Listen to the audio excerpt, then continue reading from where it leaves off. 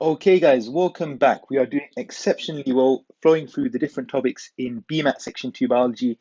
And the next topic, guys, is a huge one, inheritance. It's a huge one because it's commonly asked. And the reason why I think it's commonly asked is that it joins together the ideas of problem solving, which the BMAT is obviously trying to test, and your scientific knowledge. And we'll see that as you go along, as through the various different types of questions they can ask.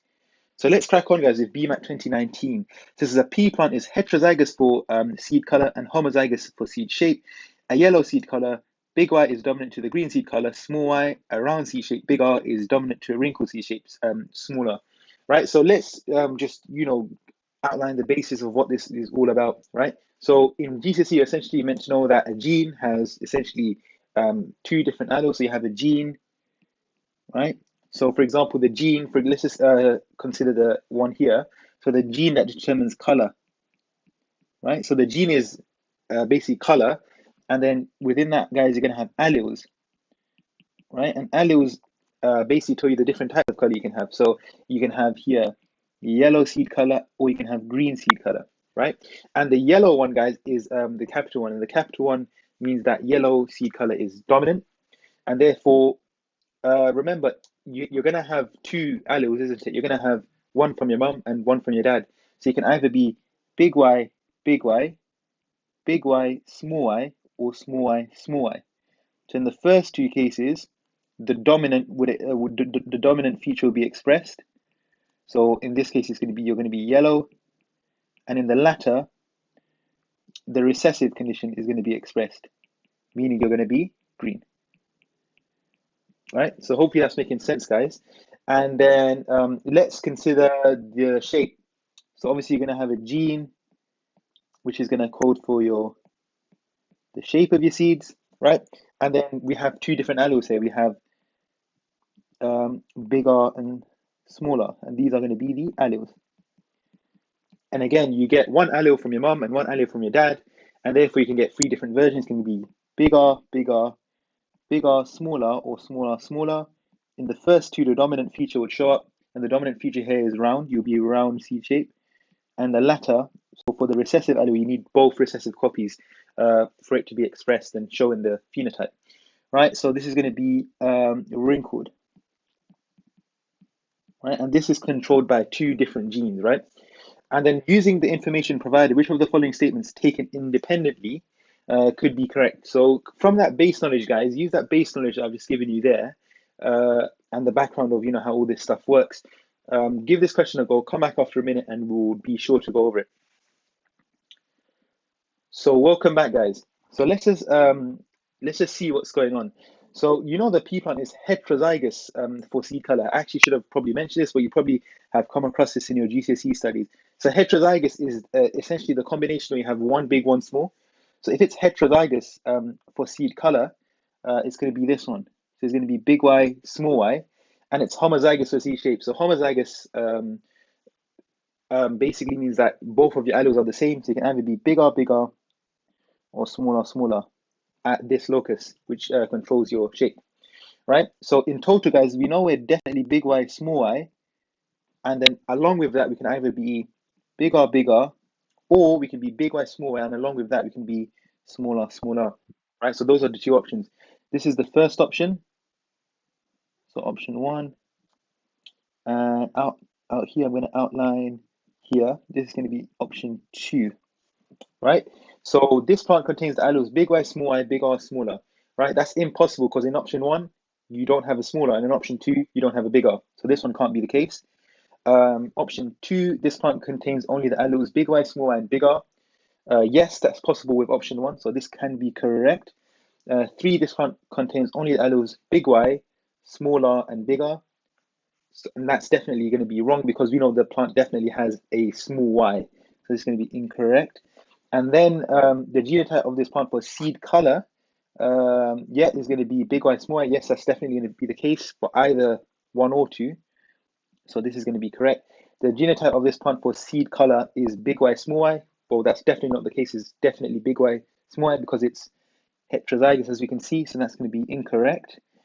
And then the genotype of this plant for seed shape is bigger or smaller. So neither option one, neither option two has bigger or smaller. So it can't be that and we don't even really have to look at it because remember guys, all of the options has three options. Therefore, the last one must be right. But let's just make sure the genotype of this plant for seed shape is smaller, which is obviously the case in option 2. So therefore, what do we have? We have 2, 4, and 7, and therefore the answer is going to be D. So hopefully you got that answer correct, guys. Not too much of a difficult question, I hope. But again, if you don't understand anything, just drop a comment below. But I think this was a good question as a start, just to really bring forward to you what heterozygous, homozygous, dominant, all these fancy terminology means, and we can bring that to the next question.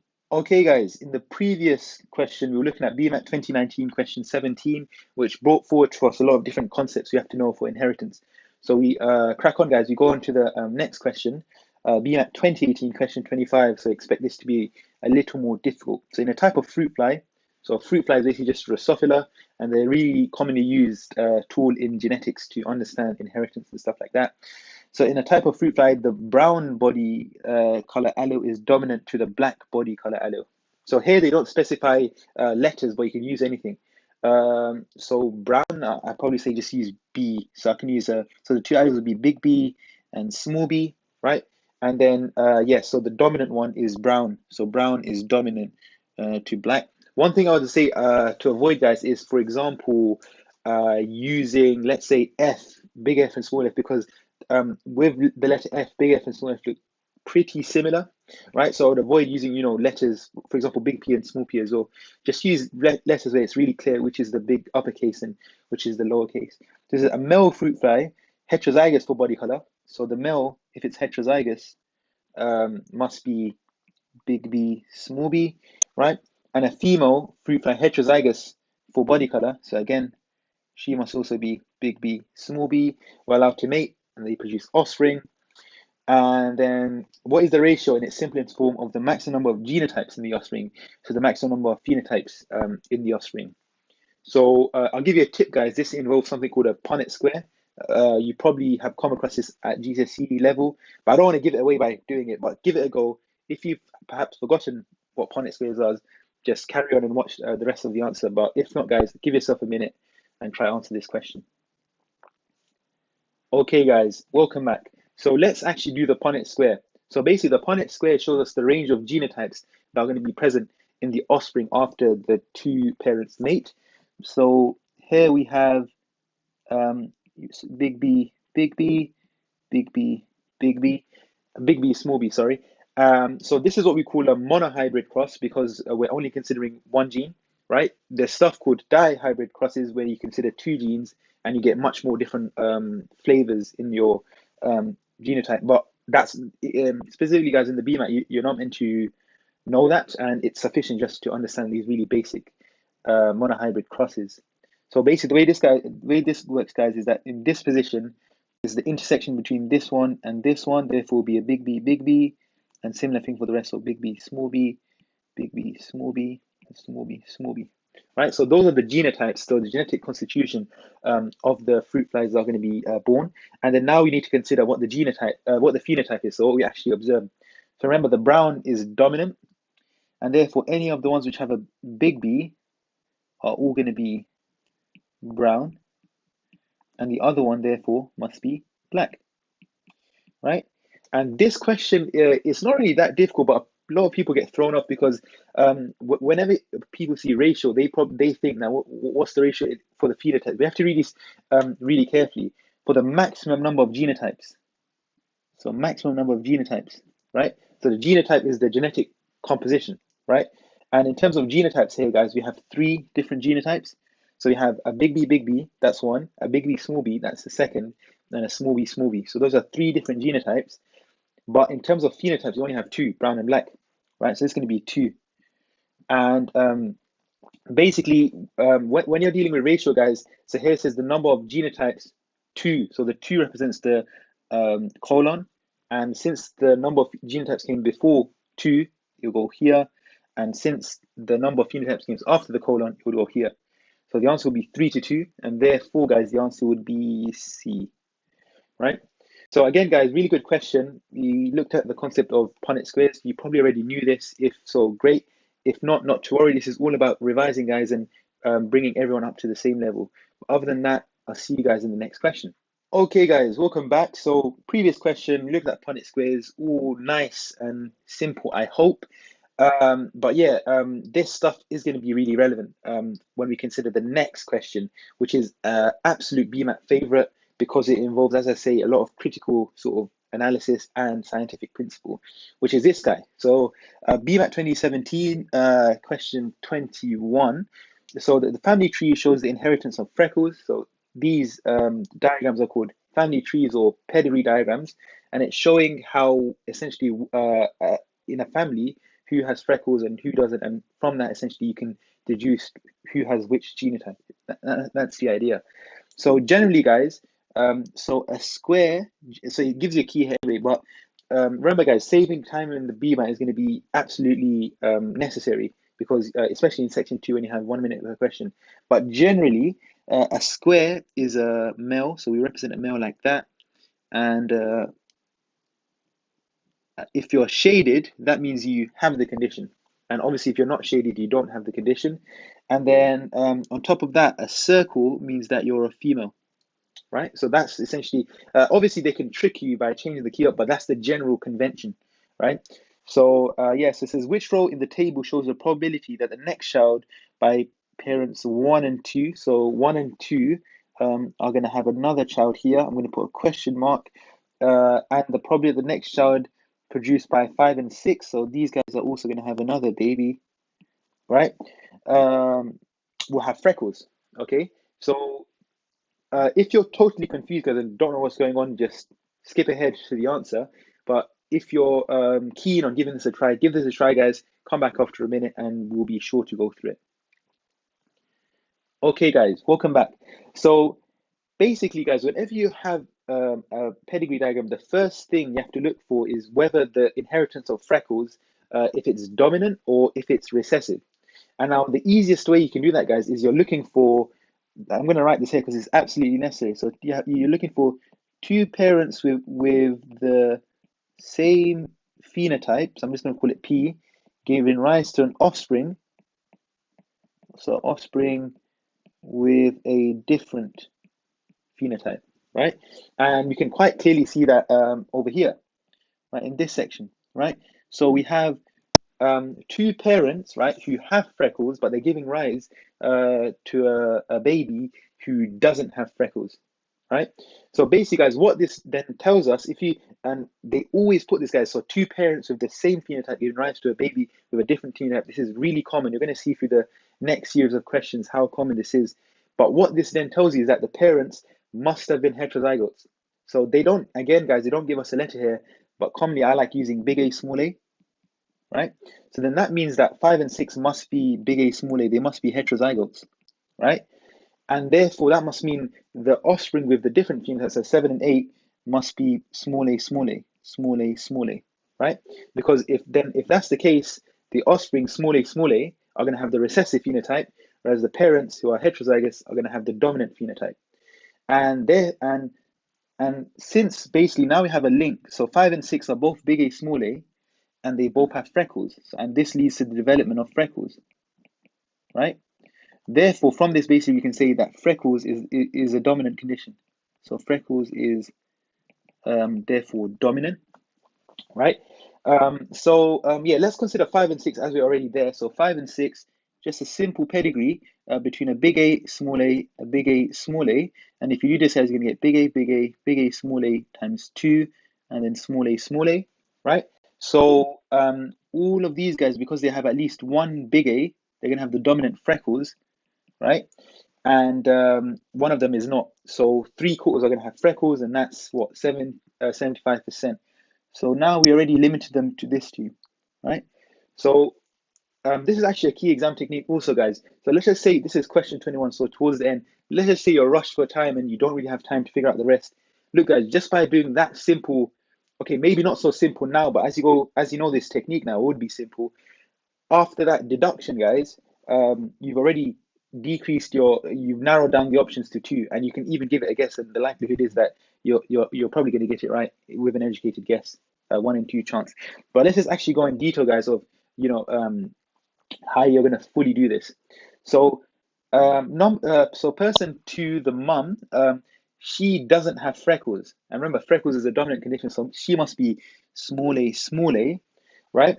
And one now has freckles, so he must be big A, or big A small a. But now, guys, we know that four, one of their daughters, right, is a small a because she doesn't have freckles, right? So that must mean she's getting one small a from mum and another small a from dad, right? And therefore, dad must also be big A, small a, right? And therefore, if you do the quick Punnett square, guys, between 1 and 2, you're going to get big A, small a, small a, small a. So you're going to get big A, small a, big A, small a, small a, small a. And yeah, basically, two of them have freckles and two of them don't. Therefore, you have a 50% chance of getting freckles. And therefore, guys, the answer would be D, right? So if you got that, guys, huge congratulations, because a lot of people get confused about how to do this. But again, if you didn't sort of see that, guys, don't worry. Basically, from now on, you more or less would have a lot of the pedigree stuff sorted, because it relies on this principle, guys.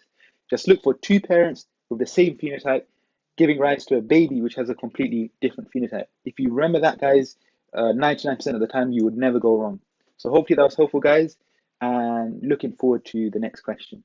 Okay, guys, welcome back. In the previous question, guys, we looked at an absolutely pivotal question which brought forward to us one of the most important concepts in the BMAT inheritance section. If you have two parents with the same phenotype producing a baby with a different phenotype, you can essentially work out if the condition is dominant or recessive. So we move on, guys, with that information aid, and hopefully it will become useful for us in future questions. So BMAT 2017, question 25. So expecting a sort of decently hard question. So the picture shows a Siamese cat. So you've probably seen some of these. The extremities are dark, whereas their main body, the trunk, is white. So this type of cat has a gene which is sensitive to temperature, right? And then when this gene is inactive in the cell, right? The coat color is pale. So when it's inactive, it's pale, right? When the gene is active, it produces an enzyme, right? Obviously, when the gene is active, you make the protein and enzymes of proteins, which causes the coat color to be darker, right? So if the cat had grown up in warmer environments, so if it was a warmer environment, then the ears, front of the face, paws, and tail would be paler than those shown in the face. So everything that was black essentially would just basically turn white. And then it says a student wrote the following statements using this information. And it says which of the statements are correct. So give this a try, guys. Come back after a minute and we'll be sure to go over all of this. Okay, guys. So let's look at basically what's going on. So basically, the last sentence I think is important. If the cat had grown up in a warm environment, so let's just say it was a nice hot, nice hot environment with a sun out all day, right? Then the ears, so basically whatever's black would have turned white, right?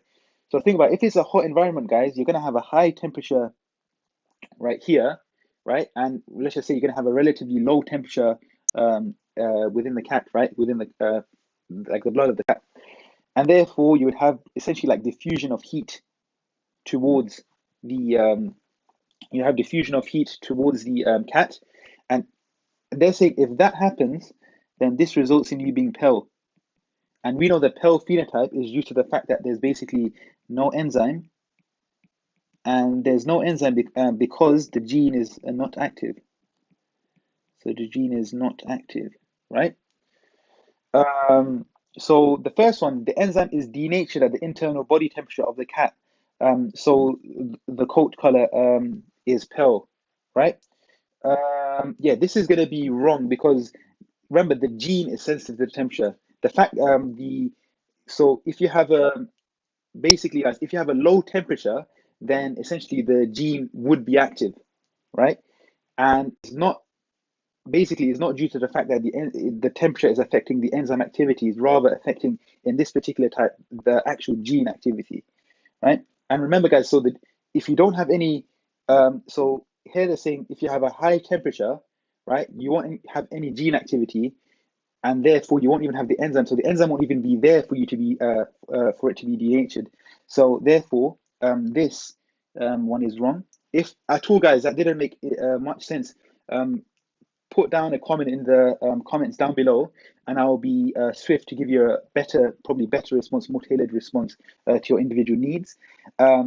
Option 2, the temperature of the air front of the face, pore and skin was cooler than the body temperature, so they are darker. Yeah, so basically, if remember, if the temperature is low, right? So in this example, as I draw in the diagram here, if you make the cat hot, then it turns pale. So that means if it was cool, it must have been darker, right? And since they are dark, that means basically they were cool initially. So that's going to be correct. And it says the coat color in the Siamese cat depends on both genes and the environment, right? So more or less every characteristic, guys, depends on these two factors, but we can again still prove it. It depends on the gene because obviously if you don't have the gene for the enzyme, you're not going to make this enzyme which causes pigmentation at all. And it also depends on the environment because the environment controls the expression of that gene, isn't it? So this, guys, is also correct. And therefore, guys, the correct answer would be G, so 2 and 3. So I really hope that makes sense, guys. Like as in conceptually, the question can be a bit difficult. So if you're finding anything, difficult, just comment down below. But in terms of, learning new things, there's not really nothing to learn, just, applying that knowledge to this specific example. So hopefully that made sense, guys, and we'll move on to the next question. Okay, guys, in the previous BMAT 2017, question 25, we looked at a question which kind of required us to apply a bit of our knowledge, but hopefully with my explanation, guys, it made sense. And as I say, if it didn't make sense, just comment down below. But now, guys, we're going to move on to the next question, which is BMAT 2016, question 17. It says, which of the following statements could describe the result of a single mutation of a gene coding for protease enzyme? So that's basically just an enzyme, isn't it, guys, in the digestive system usually, which basically breaks down proteins, and that mutation happens in a egg cell. Remember, egg cells are one of your gametes produced by the process of meiosis. And a mutation, guys, is just basically a change in the DNA. Remember, a gene is a section of DNA, and a mutation of a gene is just a change in the base sequence of that section of DNA. So give this question a shot, guys, and come back and we'll basically go through it. Okay, guys, hopefully you had enough time to give that question a go, but now we'll move on to the solution. So option number 1, so a new allele is formed coding for a protease enzyme that works even more efficiently. All right, so it's just saying, guys, which of the statements could be the result, right? It's not saying which one's more likely, just which one could theoretically happen, right? So obviously, if you have, so an allele is just going to be a form of a gene, right? For example, the gene could be eye color, and the allele could be blue eyes or brown eyes, etc., right? And obviously, if you have an allele, but then you mutate that allele, you're going to have a new allele, right? And it's going to code for, it could code for, and it's saying, could it code for an enzyme which is even more efficient? And that could obviously be the case, isn't it, guys? Because let's just say initially the enzyme was like that, but it had a little sort of invagination, which makes it not exactly the perfect fit for the substrate. Remember, this is an enzyme, that's the substrate, and this part over here is the active site, right, where the substrate binds and all the nice fun stuff happen, right? But let's just say after this mutation, guys, that indentation goes. So now it's like nicely shaped, perfectly complementary for the substrate to fit in to form the what we call the enzyme substrate complex and for the reaction to happen. So this is a possibility, guys. And the next one, a new allele is formed coded for a protease enzyme that works less efficiently, right? And this is probably this is definitely going to be correct firstly, and this is probably the more likely outcome because over evolution, guys, the enzyme would have essentially been made optimal over millions of years of evolution, as they say. So the first one's unlikely, but it could happen. And the second one's more likely because the enzyme is likely to already be efficient. And the likelihood is that you're probably going to go in the reverse direction, right? So option 3, an allele is formed coding for a non-functional protein that has no effect on the cell, right? So what you could do, guys, is let's just say you had this example over here. You had a nice functional protein, but then you've made a mutation which calls for a protein, which means that you can't fold the protein properly, and now it just becomes like a blob, like that, right? And the blob is just basically just going to chill inside your cell and essentially just do nothing, isn't it? So that could also be an option.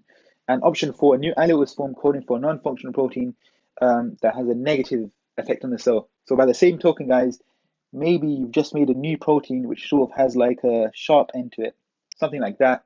And let's just say, for example, this protein pierces through the membranes and makes holes and stuff. That's obviously going to have negative effect because it can allow the cell unit to get infected more easily, etc. So this can also be a case. So hopefully you found this, guys, that basically all options are possible, right? You probably heard the same, like nothing's possible, everything's possible, and this example basically just shows that principle. So this is a key distinction, guys. Here it's just asking what could happen, not what's most likely to happen. Obviously, some of these are more likely than the other, but all of them could potentially happen. So hopefully that was useful, guys, and we'll look forward to the next question. Okay, guys, in the previous question, we were just looking at the effect of mutations on the function of genes and how they affect the subsequent protein that's formed. Now we move on to a more conventional inheritance question, question 25, so it should be relatively difficult, BMAT 2016. So it says, an experiment was carried out to investigate a gene for coat color in mice. The diagram shows the result of three crosses between different mice producing three different families, P, Q, and R. And it says, what is the maximum possible number of heterozygotes mice shown in the diagram? So what I'll do, guys, is I'll give you a minute, try the question out, and be back after a minute or even less if you're done even faster, and we'll go over the solution. So, guys, the whole purpose of this question is we're trying to find the maximum number of heterozygotes. So we need to assume as many people as possible are heterozygous, right? So the first thing I'm going to do, guys, is sort of just by sort of looking at the diagram, I can tell that the darker mice is a dominant condition solely from the fact that you have more of them, right? Because remember, you can be the dominant condition if you're big A, small a, big A, sorry, big A, and small a. So I'm assuming that the small a is the white mice, and these are the black mice, right? Which kind of makes sense because you have more options for the genotype to get the black phenotype, and that's what we're seeing, right? We're seeing more black phenotypes, right? And yeah, so I made that initial assumption. I'm going to test it, right? So let's start with this guy over here. So this guy we know then is going to be is well we're not even going to assume it is black, and therefore I'm going to assume that the phenotype, the genotype of this is big A, small a, because remember, guys, we want as much heterozygotes as possible, right? And I'm also going to assume the person, the other black mice he or she has mated with, is also a big A, small a, right? Now let's see if this is a reasonable assumption. So in family Q, right, if you mate these two people together, you'll get a big A, small a, a big A, small a. Therefore, you can get a big A, big A, big A, small a, big A, small a again, and small a, right? So you can get a mixture of black mice, and you can get a mixture of, and you can have some white mice in there. Or you can have all black mice, right? Because you have three options to get black mice, right? So, and that's perfectly reasonable here, isn't it, guys? They're all black mice there. So this is a reasonable assumption there, big A, small a. And further, guys, I'm going to assume all of those offsprings in family Q are also big A, small a, again, because we want the maximum number of heterozygotes. And that's also a valid assumption because from mating these two, we can get one big A, small a, two big A, small a. So big A, small a is a possibility in this cross, right? So we've done that. Now we know the white one is therefore recessive, so the white one must be a small a, right? And the offspring in family Q are all black, right? Now, if they're all black, we know for certain then that all of them are going to be big A, small a, because they're definitely going to inherit a small a from the white mice, and to be black, they must be big A, small a, or big A, big A. Big A, big A is no longer possible because you have to have a small a in there somewhere because of the white mice, and therefore they must have got the big A from the other one, the other black mice, so big A, small a. So all of these guys are big A, small a. And then, yeah, so going on to the last one, guys, you have a small a here as well. And then again, guys, so these black mice over here have to be a big A, small a, because they're going to get a big A from this black mice, and they're definitely going to get a small a from this white mice. So therefore, they're going to be big A, small a. And counting up the number of heterozygotes, therefore, we have 4, 8, 10, 11, 12. So we're going to have H as the answer, right? So I really hope that that question has made sense, guys. It was really just about assuming the maximum number of the mice is heterozygous and basically testing our assumptions to see if they could fit, if this scenario can be true. So hopefully that was useful, guys, and we look forward to the next question. Okay, guys, in the previous question, we looked at BMAT 2016, question 25, where we were, it's more of an application question. We haven't really seen anything new in this question, but we're just, assuming as many people as possible were heterozygous and testing if those assumptions were correct. But now, guys, we move on to BMAT 2015, which has caused some problem for a few students, hence why it has an asterisk, but we'll go for it. Question 9. So the diagram shows the results of a breeding experiment using a homozygous black mouse and a white mouse, right? So then from this, guys, we know that, so basically they told us, guys, I think one of the reasons that a lot of people are getting this question wrong is that it's saying homozygous black and white. So that means they're both homozygous, but obviously they both won't have the same genotype because they're quite different, isn't it?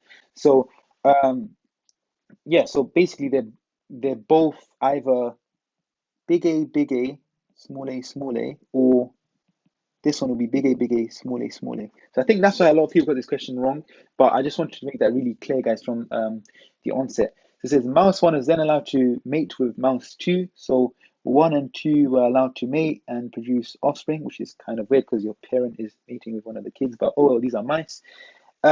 Using C for the dominant allele for coat color and small c for the recessive allele, which answer below correctly identifies the details of their offspring. So here they specifically asked you to use C, guys, but the thing with C, as I said before, is that big C and small c look quite similar. If you want to, you can go along with the flow, or what you could do is use big A, small a, and then at the end just change big A into big C and small a into small c. So give this question a try, guys, and make sure to come back after a minute for the full solution. So let's go over this, guys. So we're looking for how many heterozygotes you have from that cross, what are the possible phenotypes, and what are the possible genotypes. So firstly, guys, we need to distinguish what is the genotype of 1, isn't it? So I know from just by looking at this, guys, that the black coat color is going to be dominant, is going to be the dominant condition, because to have the dominant condition, either be big A, or big A, small a, whereas to be the recessive condition, you can only have small a, small a.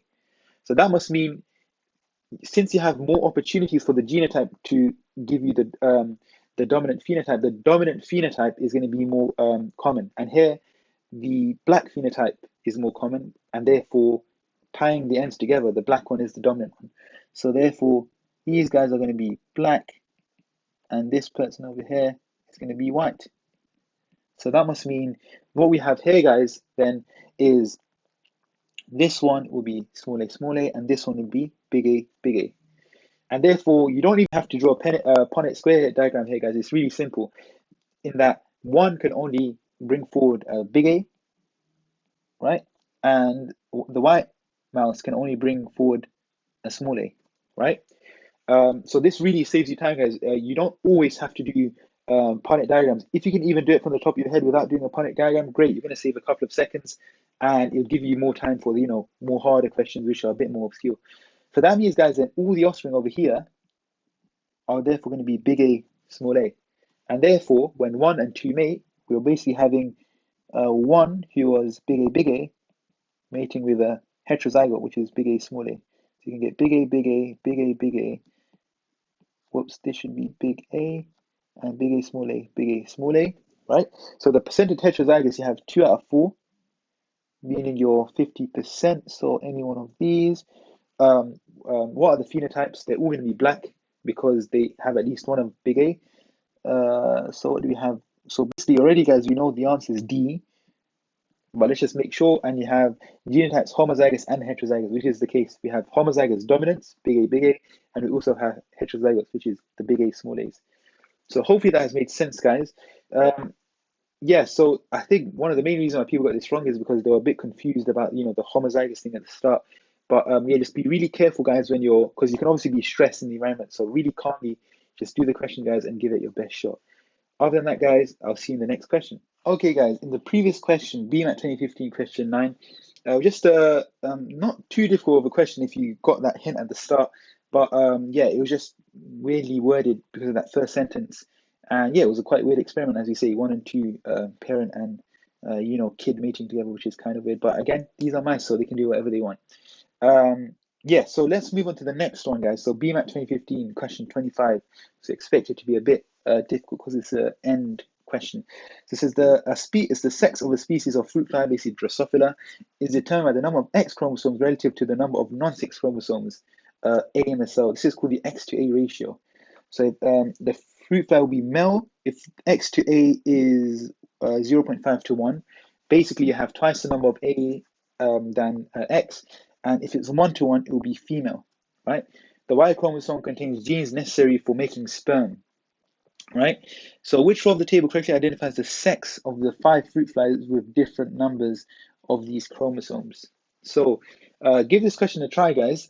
Give yourself a minute, and after the minute, I'll be sure to go through it step by step. So guys, let's welcome back and let's go through this question. So let's consider the ones which don't have a Y first, the sort of easier ones. So X, big X, so the first one, big X, big A, right? So the ratio there is you have 0.5 to 1, therefore you expect that to be a male, isn't it? So any one of these ones, right?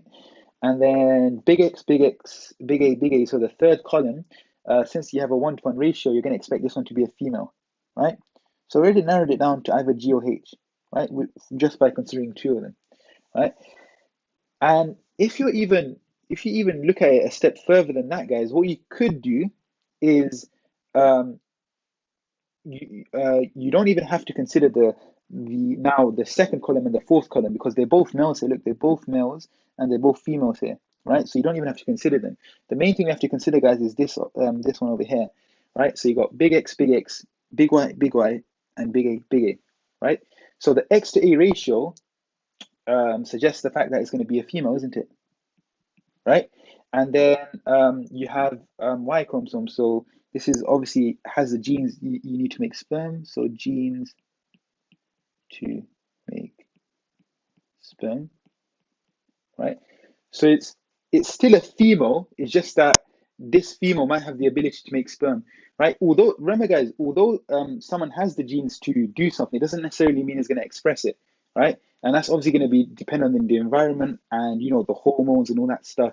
That's a bit too complicated for you guys even to know for the BMAT. But yeah, this person is going to be a female, guys, through the fact that you have the X to A ratio, which is 1 to 1, right?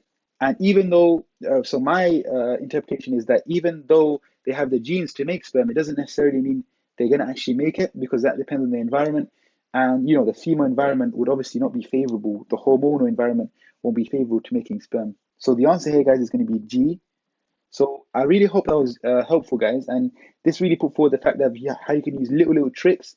So go through the easy ones first. Make sure you're sure of those answers, and then use those essentially to guide you to basically reduce your workload and make sure you arrive at the correct answer. So hopefully that was helpful, guys, and I look forward to seeing you in the next question. Okay, guys, welcome back. So in the previous question, BMAT 2015, question 25, it was a bit difficult, guys, but hopefully with explanation as to why G was correct answer, it all made sense. But now, guys, we're going to move on and go to BMAT 2014, question 25, again, which was a quite a hard question, question 25, but hopefully with the previous knowledge you now have, guys, it would be not too difficult. It says a woman has a recessive genetic condition, but neither of her parents has the condition. So remember this framework, guys. When both your parents have one phenotype, but then the baby has a completely different phenotype, that basically hints something. So just think back, guys, to the previous pedigree stuff we're doing. And then it says, which one of the following could not be true? So give your guys a minute. Come back, guys, and we'll go through the full solution. So, guys, let's go through this. So basically, the pattern we have here is that dad doesn't have the condition, mom doesn't have the condition, and they get together and produce this woman which has the conditions. Remember, shaded is has the condition, squares is males, and circles is females, right? So the woman has a recessive genetic condition, and the only way she can have the recessive condition is if she's homozygous recessive, remember, guys. So that will be small a. And therefore, this means, guys, that both the parents must be big A, small a, big A, small a. So they both must be carriers. So the baby is small a, because she'll get a small a from dad and she'll get a small a from mum, and therefore then she would have the condition. So option A, both her parents are heterozygous for the gene. So that's clearly correct. So it can't be this one. And then it says one maternal grandparent, so essentially the mom or dad of mum, and one paternal grandparent have the condition, right? Obviously, this can be possible, isn't it, guys? So let's just give an example. Let's just say the mom of dad has the condition, right?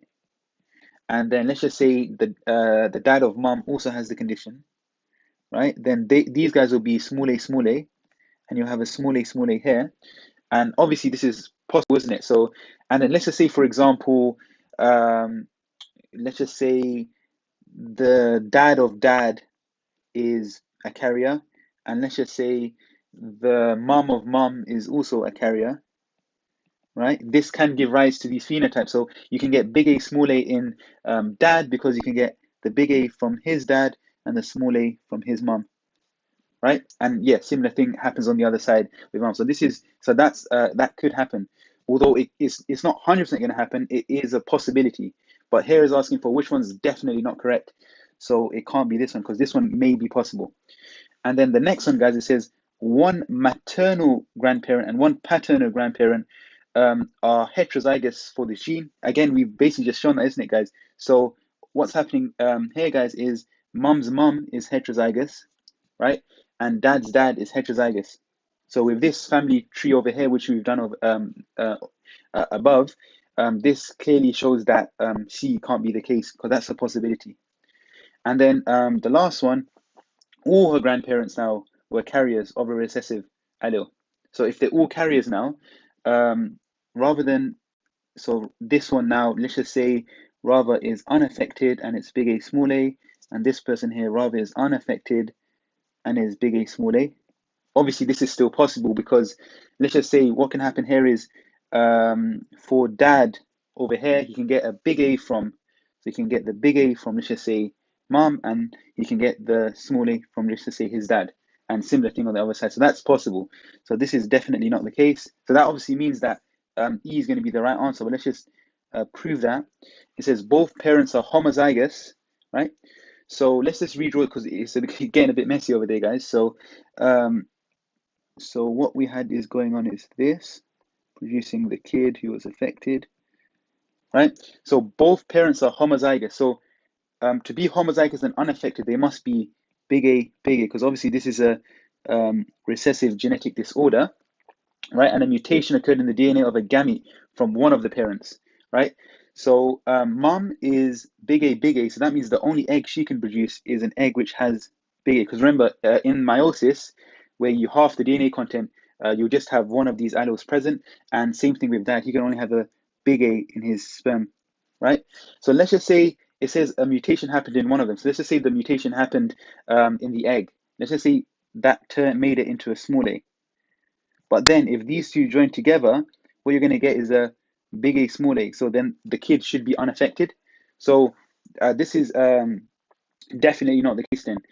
If, however, you had a mutation in both of the eggs such that they both turned into small A's, then yes, it would be possible. But you can't just have a mutation in one of the gametes and then get the condition. So that's definitely incorrect. So the answer there, guys, is E.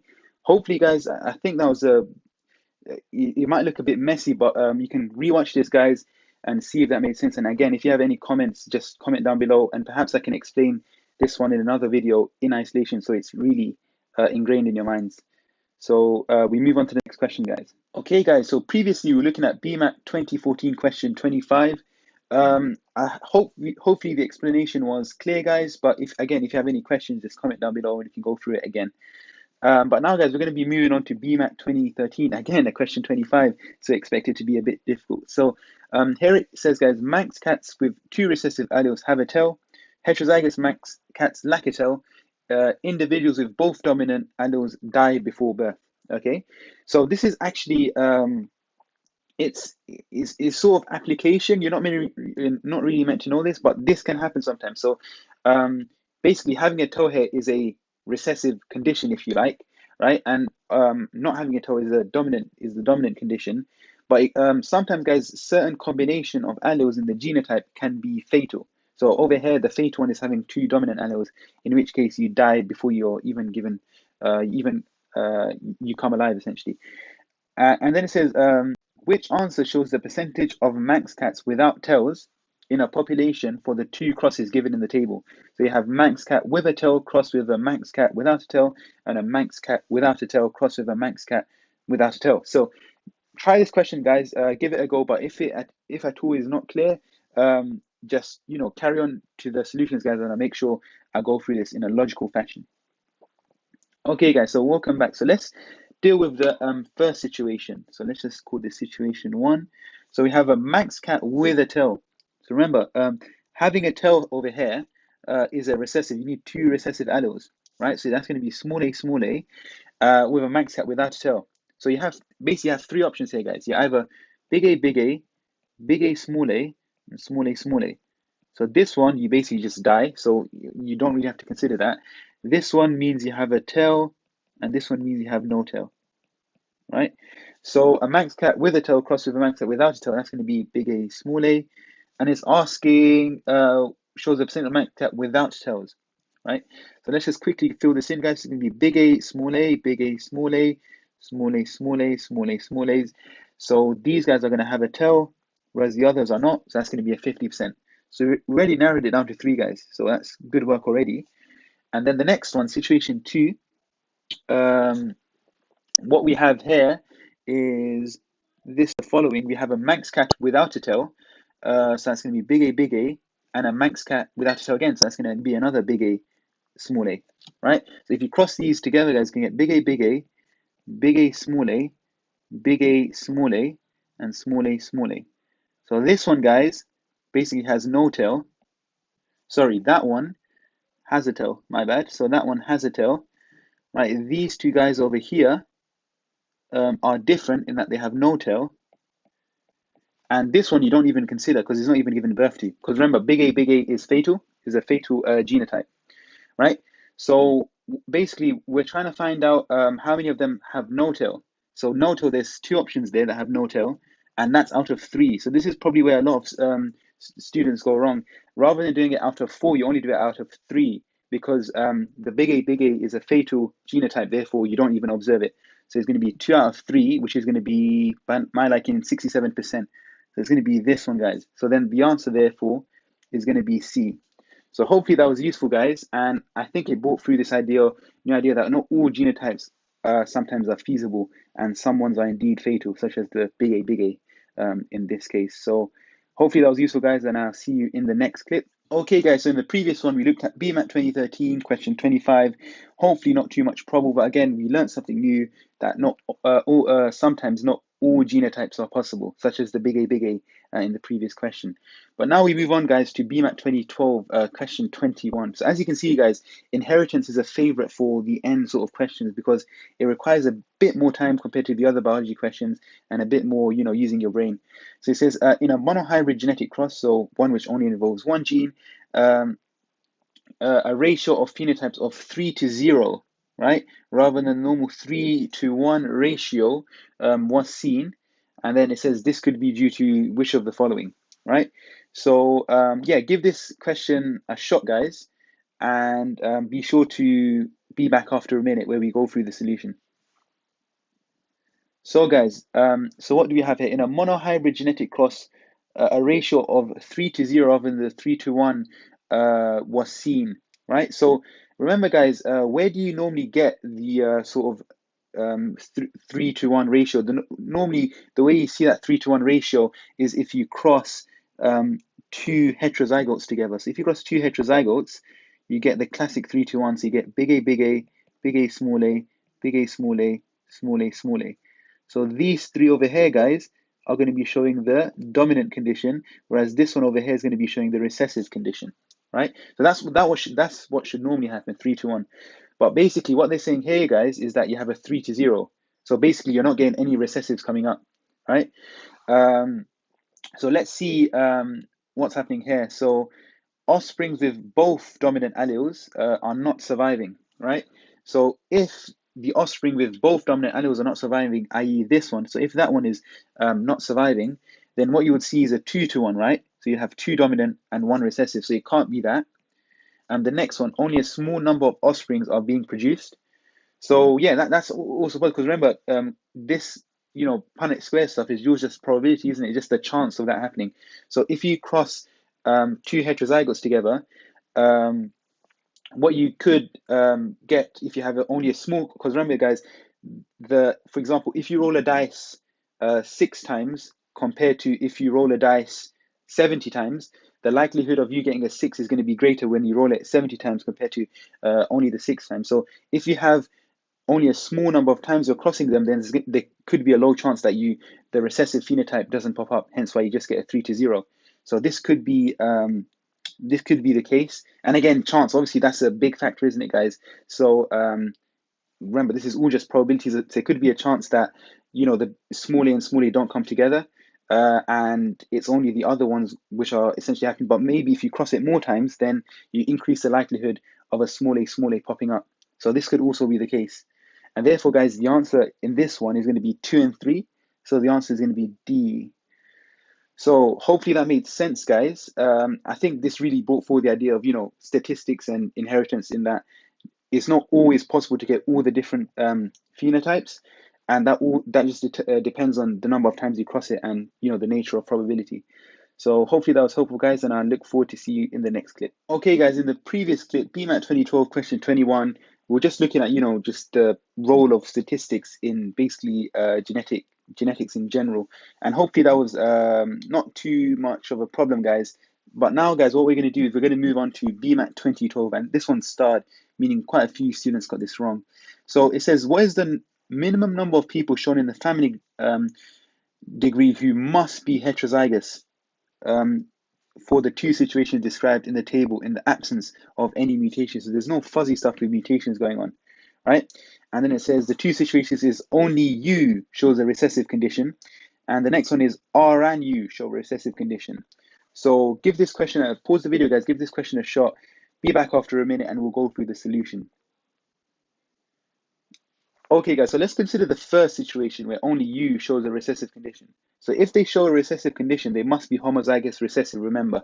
So these two guys must be homozygous, and that's the only person who shows the condition. That means all the other people must have at least one big A, and therefore they show the dominant condition and not the recessive condition. So remember, guys, the only way U can be small a, and S and T won't be affected is if S and T are heterozygous or carriers, so big A, small a, big A, small a. So they must be 100% big A, small a, big A, small a, right? So hopefully that makes sense, guys. And then from that, S comes from P and Q, right? So that means one of them at least must have a small a somewhere, right? Because then that's the only way S can get a small a. So one of them has to at least have a small a, but then the Q, obviously the other one can't be a small a because it doesn't have the condition. Therefore, it must be big A, small a. Obviously, it could be possible that P is also a big A, small a. That's also a possibility, because then you can still get a big A, small a in your offspring. But remember, guys, what we want is the minimum number of heterozygous people, right? So what I'm going to assume then is P is just big A, right?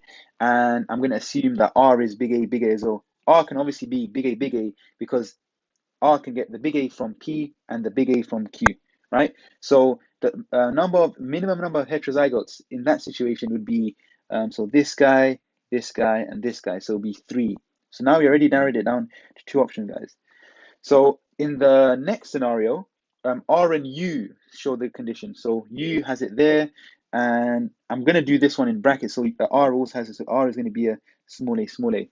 So if U has the condition and S and T, so this part of the pedigree would be the same still. So S and T would still be heterozygotes, and U would be affected with small a, small a. But now, guys, what we have is that R has the condition. So rather than P be big A, rather P would be big A, small a now.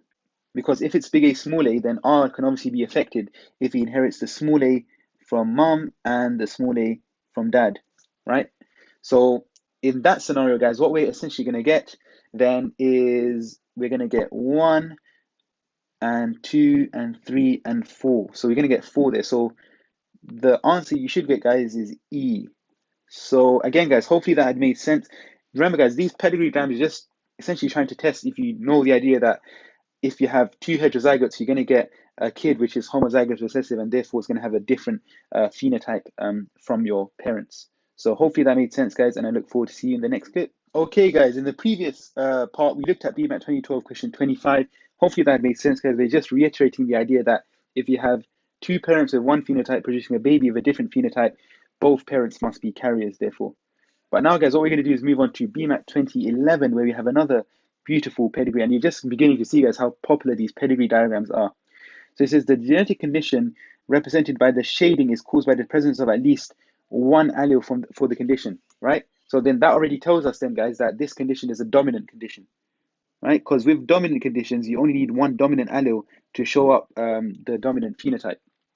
And then it says, which of the following are possible reasons why U has the condition? So remember, if it's a dominant condition, you can either have it if you're big A, or big A, small a, right? So which of the following are possible reasons why U has the conditions?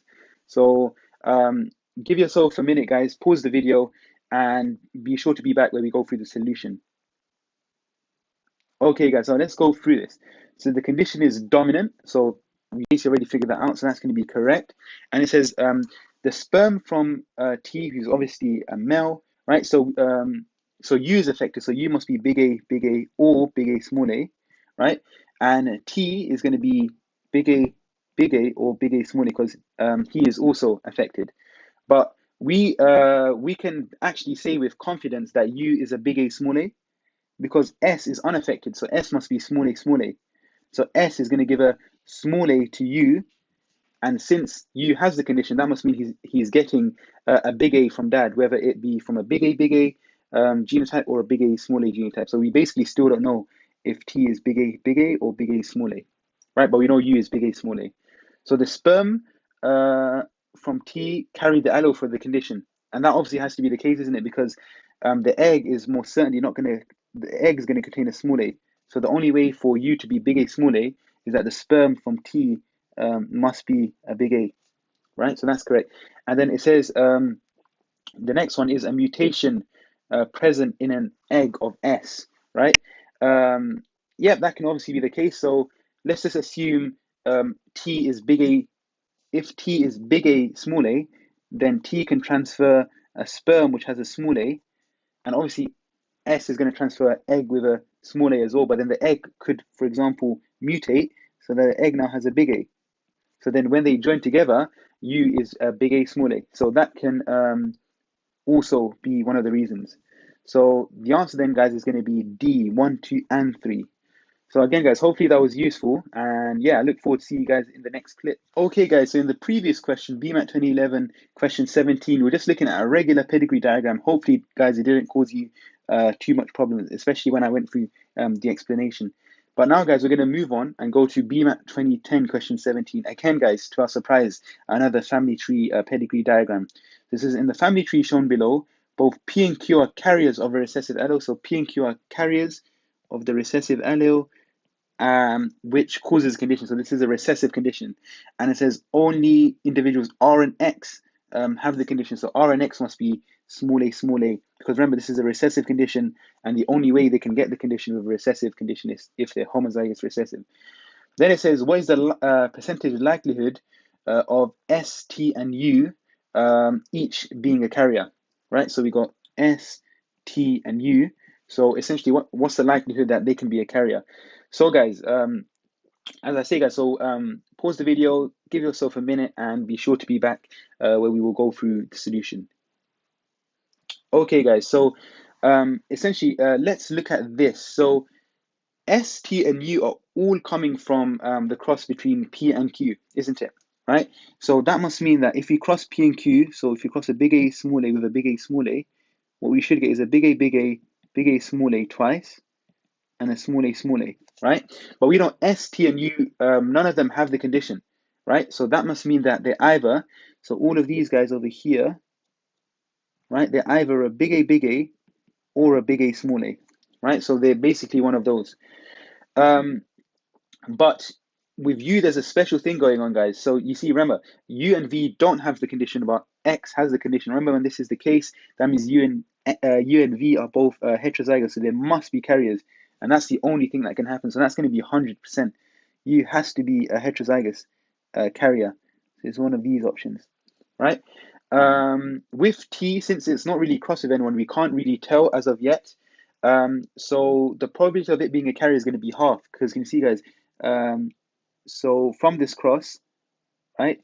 Um, so percentage likelihood of being a carrier, yeah. So T, from T, as you can see in our cross between P and Q, 2 out of 4 of them, or basically a half, are carriers, isn't it? So the likelihood of T being a carrier is going to be 50%. So then that knocks out B. So we have this or this. And then lastly, we're left with S, right? So we're left with S.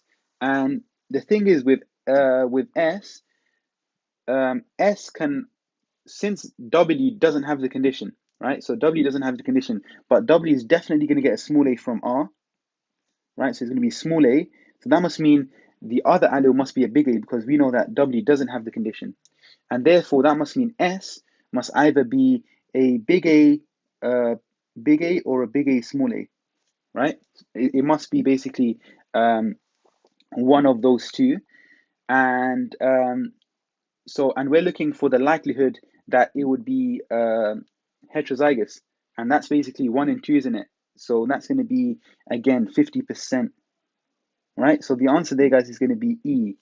So hopefully, guys, again, that has made sense. If you have any comments, drop them down below. But other than that, hopefully that was good, and we'll move on to the next question. So, guys, in the previous video, we were looking at BMAT 2010, question 17. Again, to our surprise, we had a pedigree diagram. So you're probably sick and tired of pedigree diagrams now, guys, but hopefully you get the gist of, how it works and how you can work out different things from it. Also, guys, for this question, I forgot to add, for S, I said S can either be big A, or big A, small a, and therefore heterozygous is, as you can see there, 1 in 2, isn't it? So it's 50%. But again, you could have got that just by looking at the cross between P and Q. Again, there's a 50% chance, as we done with T, of S then being a heterozygous carrier. So now, guys, we move on to BMAT 2009, question 1. So we expect this to be a bit of an easier pedigree. So it says, individual A in the family pedigree below is homozygous dominant. So it must be big A, right? And individual B is homozygous recessive for a particular feature, right? And it says, what is the percentage probability that individual F, so this person over here, right, is homozygous recessive if, and then it gives 2 different conditions as to what E can be. So basically, guys, give yourself a minute. You know the drill now. Give yourself a minute and make sure to be back after that minute where I'll show you the correct solution. So, guys, let's consider this. So so obviously, to find out what F could possibly be, we need to know what D and E are going to be. So D is definitely going to be a heterozygous big A, small a, because it's definitely going to, the only option he has from getting from mom is a big A, and the only thing you can get from dad is a small a, and therefore will be a big A, small a. And then let's consider the first one where it says E is homozygous recessive. So if E is homozygous recessive, it will be small a, and then let's just quickly cross these. You get big A, small a, small a, small a. So you're going to get 2 carriers, 2 homozygous recessive. And then we want to work out the percentage probability that individual F is homozygous recessive. And as you can nicely see here, guys, you have 2 out of 4, which is going to be 50%. So now we're left with already A and C. And the next one is if E now is heterozygous, right? So they have 2 heterozygous, guys. So big A, small a, big A, small a. Cross these 2 together, right? And then, as you can see, guys, homozygous recessive here is just 1 out of 4, and 1 out of 4 is 25%, so it's going to be C, right? So after all those pedigree diagrams, guys, hopefully that's all paying off, and this was pretty straightforward. But other than that, guys, I look forward to seeing you in the next question. Okay, guys, so in the previous one, BMAT 2009, question 1, hopefully a pretty straightforward pedigree diagram. But yeah, so hopefully all that knowledge, guys, is really paying off at this point. So now, guys, we're going to move on. I think this is the last and final question of the inheritance topic, question 9 of 2009. So it says, data below considers the risk of having a cancer in the neck region due to drinking alcohol and one genetic factor, presence of a mutant allele for the CYP1A1 gene. Normally, guys, genes actually have weird names like that. So it says a risk value of 1 uh, is the mean average risk in the human population, right? So you have alcohol intake, you can either be a light or heavy drinker, and then you have the number of mutant alleles present. So you can have, obviously, you have 2 alleles per gene, so you can have no mutant alleles, 1 mutant allele, or 2 mutant alleles. And then, guys, it says, using only the data from the table, which of the following conclusions about the risk of having a cancer of the neck is not correct? So a bit different style of what you would normally be asked, but this is a bit more data interpretation. But hopefully you can find the answer. If not, guys, just tune in for the answers. But I'll give you guys a minute. Give it a go, guys, and then we'll be sure to go through it. Okay, guys, so let's go through these options. Overall, the presence of at least 1 mutant allele increases the risk. So remember, when you're testing a hypothesis like this, guys, it's just the idea of a fair test. So if you're going to change one thing, you must keep the other thing constant. So let's just say we're going to keep the alcohol intake constant. So we're only considering light drinkers. So the presence of at least 1 increases the risk, which is obviously the case. Look, if you have 1 or 2, you have a much greater risk than having no mutants. So 1.5 or 1.8 is obviously greater than 1. So that's true. Therefore, it's not correct. Yep, so that's going to be X. And overall, there's a positive correlation between the risk and the alcohol intake. So we're going to change the alcohol intake, but keep the mutant alleles the same. So let's compare 0 mutants and 0 mutants, but between light drinkers and heavy drinkers. So as you can see, it goes from 1 to a whopping 4. And then if you have 1 mutant allele, so we're keeping 1 mutant allele the same, but we're going from light drinker to heavy drinker, 1.5 changes to 4.5, right? And then you can do the same thing for 2, so 1.8 goes to 6, right? So this is incorrect, guys, because increasing alcohol intake would increase the risk of this neck cancer, which already kind of makes sense. And then it says heavy drinking is the main factor in increasing the risk, which is obviously the case, isn't it, guys? Because look, when we went from just 0 mutant alleles from light drinker to heavy drinker, you increase the risk fourfold, which is much bigger than changing from sticking with a light drinker and changing from 0 mutant alleles to 1 mutant allele, where you only increase it by 0.5, and you can work, and the rest is a similar trend. So this can't be the case. And it says the presence of at least 1 mutant allele is the main risk factor for increasing the risk. So obviously this is the one that's not correct, isn't it? Because there's only 2 things which can affect this. Either you have the mutant alleles or you're a drinker. So, and we worked out already that the drinking has a bigger effect. So obviously that one's going to be correct. So you can stop here if you like, but let's just go through the last one. The presence of 2 mutant alleles increases the risk more for heavy drinkers than light drinkers, right? So yeah, so let's look at this, guys. So let's go from 1 mutant allele to 2 mutant alleles. So as you can see, for the light drinkers, that increases the risk by 0.3, whereas for the heavy drinkers, that increases it by a whopping 1.5, which is essentially what is that 5 times more. So that's definitely correct, right? So this one's going to be incorrect then, because it's asking for which of these are not correct, right? So therefore, guys, the answer is going to be D.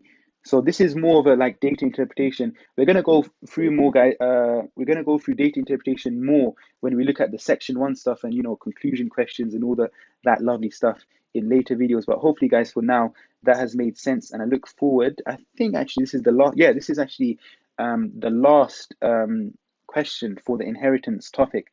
The next topic, guys, as you can see, is going to be DNA and protein synthesis. But if you got through this block, guys, you should be really happy about yourself, because in the biology section, this topic is generally the hardest one. So hopefully, guys, this was all useful, and I look forward to seeing you in the next video where we look at DNA and protein synthesis.